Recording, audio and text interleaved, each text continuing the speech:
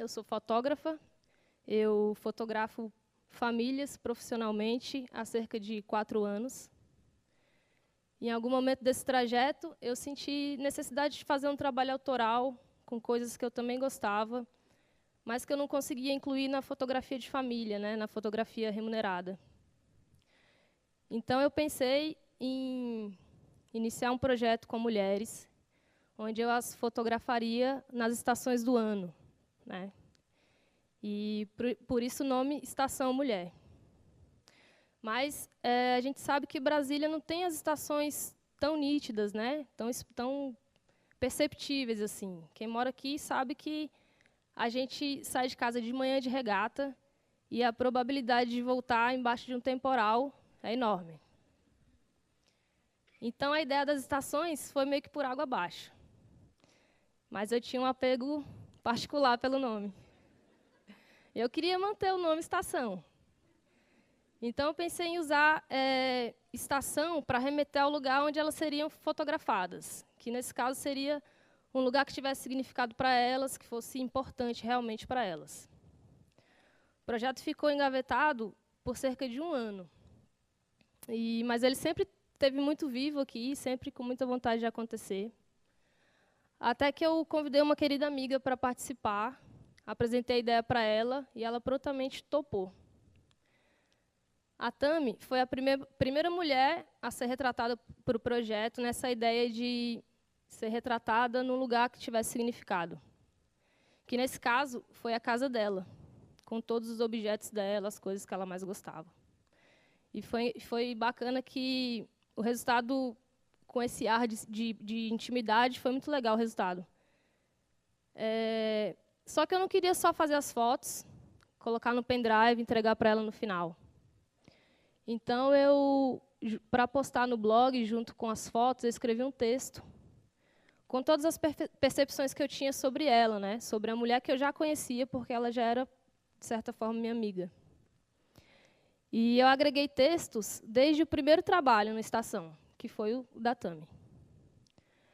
Depois dela, eu convidei a Fernanda, que até então era só a minha amiga de Facebook, mas eu sentia que ela podia contribuir para o projeto por conta da personalidade, posicionamento que ela tinha.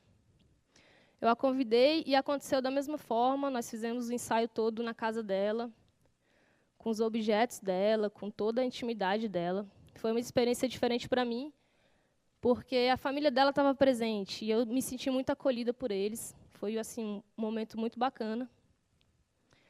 E foi depois da Fê que eu percebi que o projeto estava ganhando essência, porque nós ficamos amigas mesmo.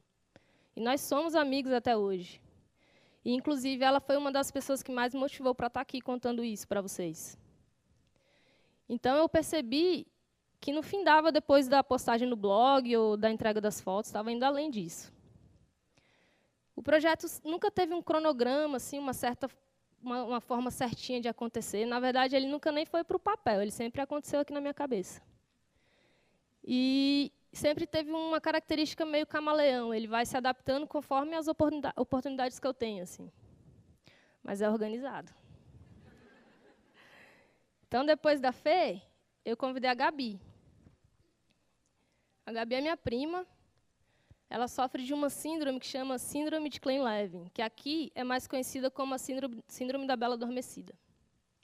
Basicamente, é um distúrbio neurológico, onde ela passa vários dias seguidos dormindo. Ela acorda pouquíssimas vezes só para se alimentar, ou é acordada. E, quando ela está acordada, ela é pouco comunicativa, como se estivesse inerte, assim. E toda vez que ela passava por essas crises, a minha família sofria muito. Eu não podia fazer muita coisa por ela, mas eu podia tornar isso público para as pessoas ao meu redor e até para muita gente da minha família que não tinha conhecimento disso, assim. Essa síndrome é pouquíssimo conhecida aqui. Existem pessoas que passam uma vida inteira com ela e não são diagnosticadas. Esse foi um dos trabalhos que mais teve repercussão para o projeto, um dos. E, a partir disso, eu comecei a receber um feedback muito legal das pessoas que estavam acompanhando, assim. Depois disso, eu comecei a agregar histórias de lutas, né, a partir das histórias que eu estava recebendo. As pessoas se sentiam à vontade em compartilhar as coisas comigo, muitas delas eu nem conhecia, assim. E isso, assim, não é porque eu sou uma pessoa muito diferente ou porque eu sou muito especial. É porque nós vivemos num mundo que é carente de ouvidos dispostos a ouvir quem precisa falar. De certa forma, eu me abri para aquilo, né? E quando a gente se abre, a gente cria um campo de afeto muito grande, e isso traz conforto para quem está falando. Então, eu resolvi usar algumas dessas histórias e até convidar para agregar ao projeto, né? Para colocar essas histórias e, de alguma forma, espelhar as lutas de uma para outras. Eu recebia muita mensagem no WhatsApp de madrugada também, com a galera falando as coisas e as suas intimidades até. Isso estava criando um movimento muito legal, assim. Eu recebia sempre tudo com muito carinho, com muita empatia. Como eu já falei, coisas íntimas, assim, mesmo que muitas coisas até muito fortes para mim, que na hora eu pensava, cara, eu não queria escutar isso, mas eu estava me abrindo para aquilo, né? Isso, de certa forma, depois que eu comecei a agregar histórias de lutas, começou a gerar um movimento de sororidade. Mas até então eu nem sabia que isso estava acontecendo porque eu não conhecia essa palavra ainda. Então, eu retratei a Micaele, mostrando todas as dificuldades que é ser mãe ainda muito jovem, né? Ela foi mãe muito jovem. Eu retratei a Cárita, que é uma mulher bipolar e depressiva, mostrando também todos os obstáculos que ela passava, né? Que ela passa ainda diante de tudo isso. Eu retratei a Amanda, focando na importância das vertentes do feminismo. A Nathalie, mostrando o quanto é difícil e preconceituoso ser uma mulher gorda e negra hoje. A Laís, tratando sobre maternidade solo. A Natália, que na época estava travando uma luta contra o câncer de mama. A Ana Paula, que também é fotógrafa, também fotografa mulheres, mas naquele momento ela precisava fazer as pazes com o seu corpo para continuar o trabalho dela. E a Isabela, que sofreu abuso sexual na infância. A Isabela foi abusada sexualmente quando tinha 10 anos de idade por um familiar. E como a gente pode perceber, imaginar, os traumas perduram, né? Ela me procurou a fim de participar do projeto para, de alguma forma, voltar a olhar o seu corpo, mesmo com os traumas que o abuso tinha deixado nela. O processo entre o interesse delas ou o meu convite, até o final de tudo, que é a postagem no blog, é relativamente lento. Assim, não é só fazer as fotos, marcar um dia, um horário, fazer as fotos, escrever um texto. Até porque, para escrever um texto, com todas as percepções que eu tenho sobre elas, eu preciso de uma conexão muito grande com elas. Então, a gente conversa muito, a gente troca muita informação. E eu acho que esse é um dos maiores motivos da gente virar amigas mesmo, depois de tudo. Eu fiz o ensaio da Isabela. 3 dias depois, ela tentou suicídio. Eu percebi de uma forma muito dolorosa que toda vez que eu as retratava, de certa forma, eu as inseria naquele contexto de trauma, de dor.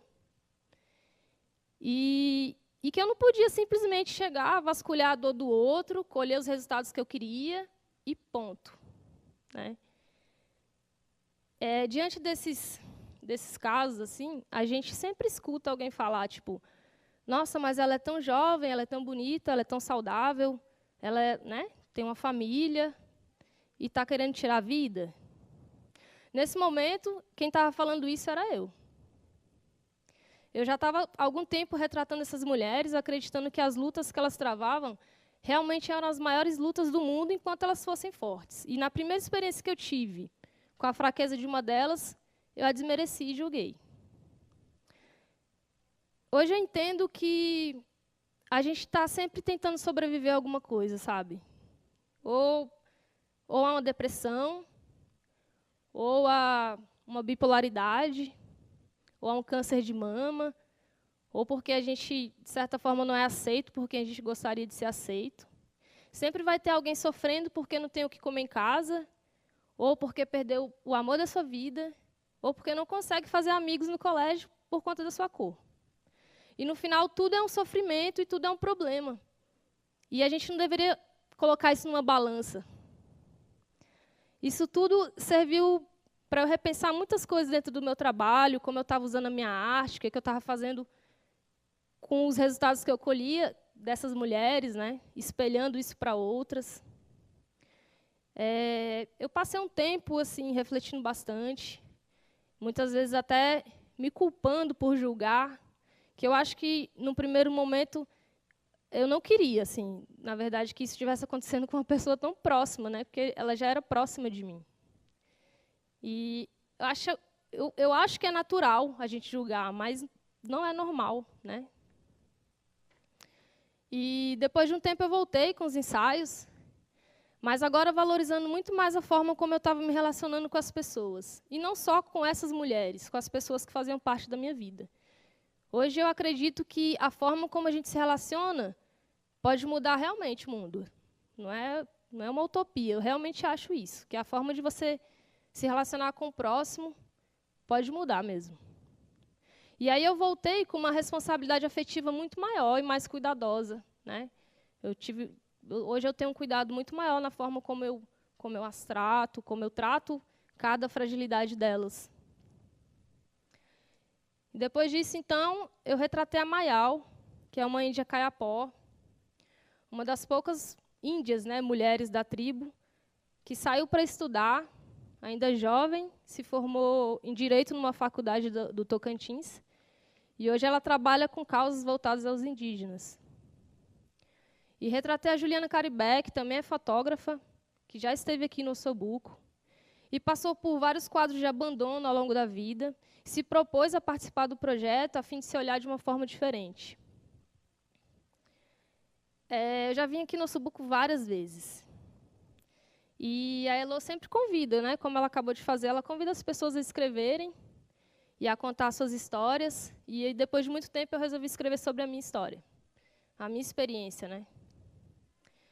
E eu nunca tive depressão, eu nunca sofri de ansiedade, eu nunca passei por experiências assim tão dolorosas na minha vida. Eu nunca sofri nenhum tipo de preconceito por conta do meu corpo ou por conta da minha cor. E todas as experiências que eu tive com as dores dessas mulheres, com os problemas, com as lutas delas, me ajudaram a reconhecer os privilégios que eu tenho. E eu tenho muitos privilégios. Também me sinto privilegiada de saber isso, através da luta de outras. Talvez a minha história não seja a mais inspiradora do mundo para vocês, nem que história. Mas, com certeza, a história dessas mulheres que eu retratei são muito inspiradoras. E, com certeza, é nelas que eu me inspiro para continuar esse trabalho. Então, se você tem uma história, se você se identificou com tudo que eu falei aqui, com a forma do projeto, e você gostaria de compartilhar comigo a sua experiência e compartilhar com as pessoas que acompanham, esses são os meus contatos diretos. E vai ser um prazerzaço retratar isso. Obrigada.